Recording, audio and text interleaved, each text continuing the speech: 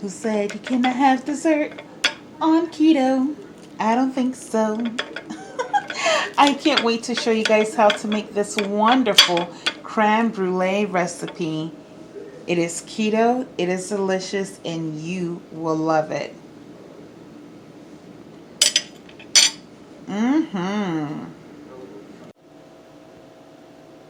Hi guys, welcome back to Essentially Eats, where tonight I have an extra special dessert recipe for you. We will be making a very special, wonderful, ketogenic creme brulee. I know, that's right. I said a ketogenic creme brulee. Isn't that wonderful? I am going to teach you how you can have your dessert and still watch your waistline. So come on, let's get started. The first thing I am going to do on a low heat is add 2.5 cups of heavy whipping cream to my saucepan.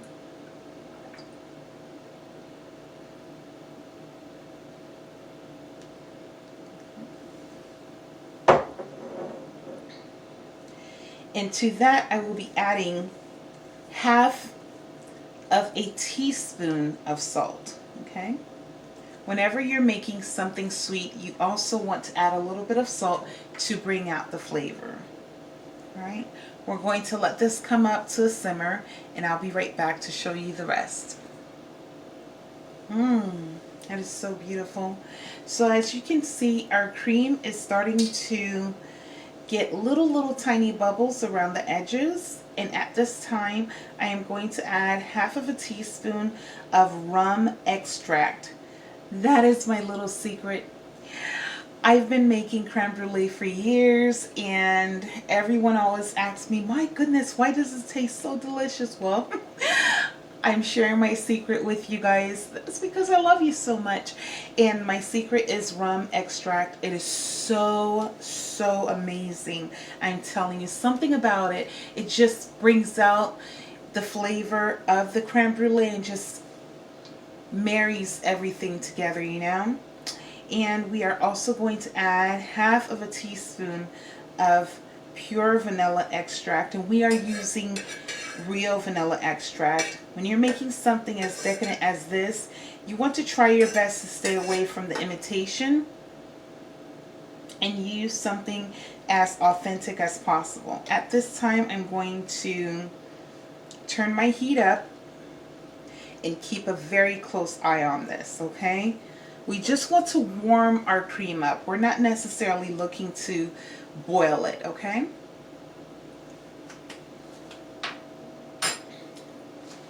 Now, while we're waiting for our cream to get nice and warm, what I have in my bowl here is 6 egg yolks, all right? Don't worry, I do not believe in wasting in this house. I have saved the whites, which I will be using at a later time for breakfast. Make a nice white egg omelet. Okay, so we have 6 egg yolks, and to that I added 1/3 cup of my sweetener of choice, which is stevia. This is why it's keto. This is totally sugar-free. If you want, you can use sugar or any sweetener that you prefer. Now what we are going to do is mix this together.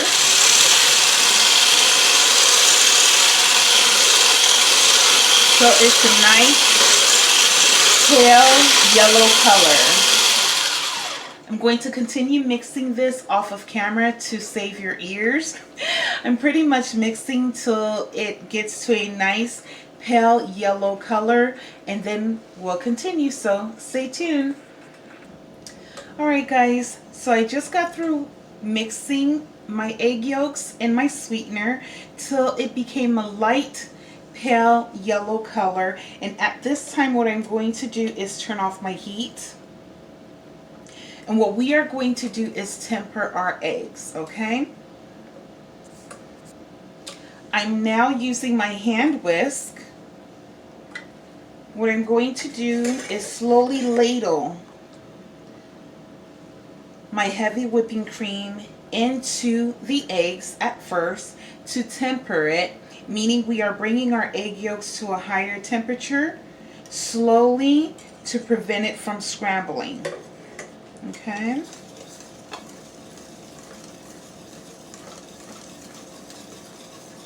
You got to have a lot of patience when you're doing this. Don't rush. Trust me, believe me when I tell you, do not want to just dump your warm heavy cream into your egg yolk mixture, okay? That would be a huge waste. Remember, these are 6 egg yolks. So we're just tempering the eggs. After we're done tempering, then I'll feel comfortable enough to combine the rest.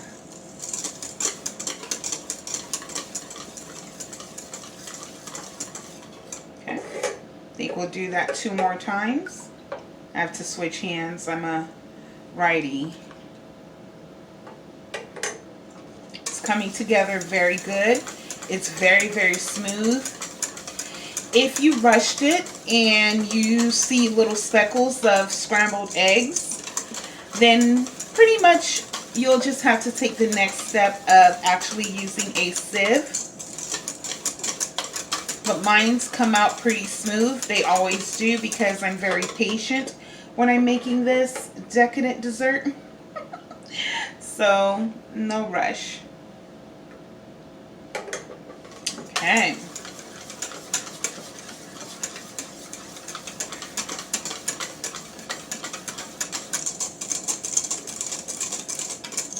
Scraping the sides.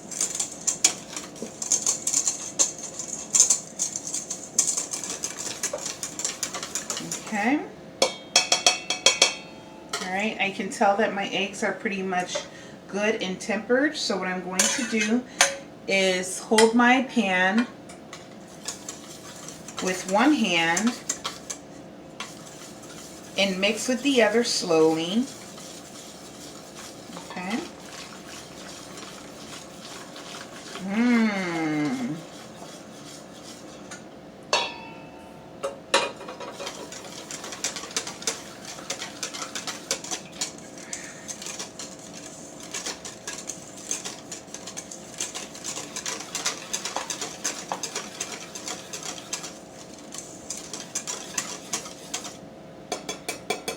Beautiful.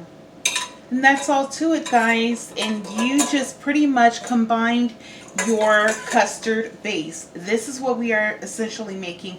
We are making a custard for our creme brulee. Okay? All right. So stay tuned. I'll be right back to show you the next step.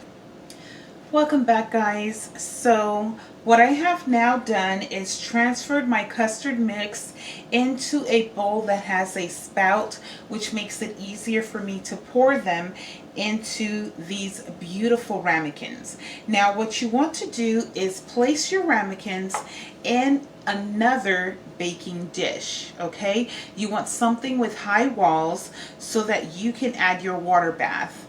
All right, so what I have here in my baking dish are 4 ramekins, and to that I added enough hot water just until it goes halfway up the ramekins. I cannot tell you a specific measurement at this point because it depends on the dish that you are using. If you're using a bigger, deeper set of ramekins, then you'll need a little bit more water for it to sit into. Okay, so now what we are going to do is pour our mixture in slowly to each ramekin. Beautiful. Now when it comes to making creme brulee, you will notice that patience is indeed your best virtue. You want to be very patient when you're mixing and tampering. You want to be very patient when you're pouring it in. There's absolutely no need to rush. Now I am making 4 4-ounce ramekins of the creme brulee, but as you can see, this is enough to make you about 6. Okay, don't worry, I will use the rest. All right, so what I have going on here behind me, I have my oven preheating at 310 degrees. I am going to slowly place this into the oven in the middle rack, top middle rack, mind you, for about 20 to 30 minutes. So anywhere 20 to 30 minutes, could be about 25 minutes or so. Well, you'll want to check on it, okay? Once you get to your 20-minute mark, slowly open your oven, take a peek, and and look. You're not going to find that your custard mix becomes brown. What you're looking for is that it's not at the liquidy state anymore, okay? So I'll be right back after I stick this guy in the oven to give you a little bit more education on your creme brulee. So stay tuned. So guys, I am back, and I figure we'll do a fun little fact when it comes to creme brulee. So who can tell me what brulee actually means? Well, creme, you get an idea. Creme means cream. Brulee is actually French for burnt. Okay, though we won't be burning anything here, it's just a caramelization process. So there you go. Just a fun little fact. Thought I would share that with you. So stay tuned for the finished project. Bye. Hi guys, welcome back. So here we have the finished product of our keto creme brulee. My torch, oh, I'm so upset. My torch totally went out, and that's okay. I'll just have to purchase another one. But in a way, I'm kind of happy that happened, because I get to show you guys that you too can make creme brulee even if you do not have a torch. So what you can see is that the top of my brulee was sprinkled with sweetener, and then I put it under my broiler on high for about 3 to 5 minutes, keeping a very close eye. This isn't something that you want to put in your oven and walk away from. You want to put in the oven and stay very close and watch it. So that is pretty much it. We are going to let it sit and set. You want it to set to a nice hardened finish, and once you do, you just give it a good tap, crack, and eat it. It is absolutely delicious, and I want to thank you guys for spending time with me here in the kitchen. So I'll see you next time. Good night.